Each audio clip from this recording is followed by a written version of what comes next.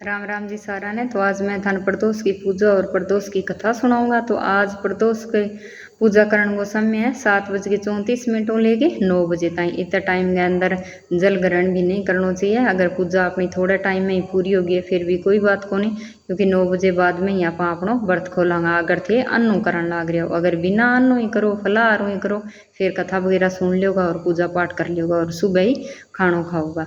और प्रदोष काल में प्रदोष की कथा सुनने की भी बहुत ही बड़ी महिमा है। अगर घरे बेल वृक्ष है, बेल पत्थर को पौधो तो बिना नीचे पूजा पाठ करो और पार्थिव शिवलिंग की पूजा करो।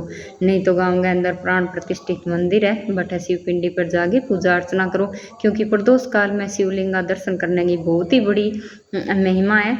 तो जो कि मैं प्रदोष की थान कथा सुनाने लाग रही हूँ। आई कथा नारायण भगवान लक्ष्मी माता ने सुनाई और महादेव पार्वती ने सुनाई और जका कार्तिक्या ने सुना, नारद मुनि कार्तिक्या ने सुनाई। जकी कथा मैं थाने सुनाने लग रही हूँ, क्योंकि पहले के समय की बात ही कि एक गाँव हो कुंदनपुर और भी अंदर बहुत ही धनाढ़ सेठ और सेठानी रहता, मतलब कि वहाँ अंधन की कोई कमी को नहीं, लेकिन कोई भी पुत्र को नहीं हो।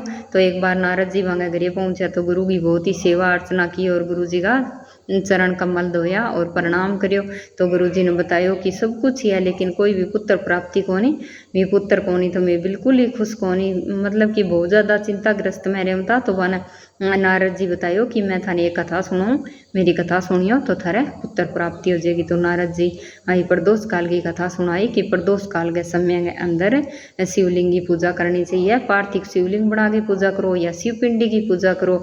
अगर कुछ भी संभव ना हो तो मानसिक भाव ही शिव जी की महादेव की पूजा करो, क्योंकि सारा देवा में ही महादेव है विराजित है। और प्रदोष काल के समय बेल पत्थर की जड़ के अंदर सारा देवी देवता आगे निवास करे। और प्रदोष काल को समय शाम के समय नहीं केवे, जग के समय में गाया चर के घरे आवे, गो दूली केवे भी समय नहीं आपा प्रदोष काल के वहाँ और भी टाइम में ही शंकर भगवान शिवलिंग की पूजा अर्चना हुआ, दीपक वगैरह करी जाए, कथा सुनी जाए शंकर भगवान पार्वती की।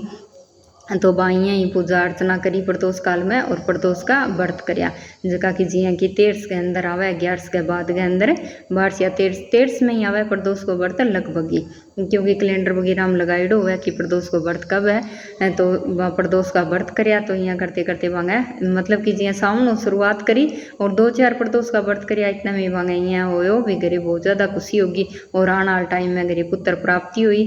तो यूँ आई है कि आप अगर महादेव की पूजा अर्चना करा तो कोई भी असंभव को नहीं, लेकिन अगर पूजा आप पूरे नियम और निष्ठा में करांगा तो जरूर सफल हुए, जरूर जकी भी अपनी मनोकामना हुए वह पूर्ण हुए।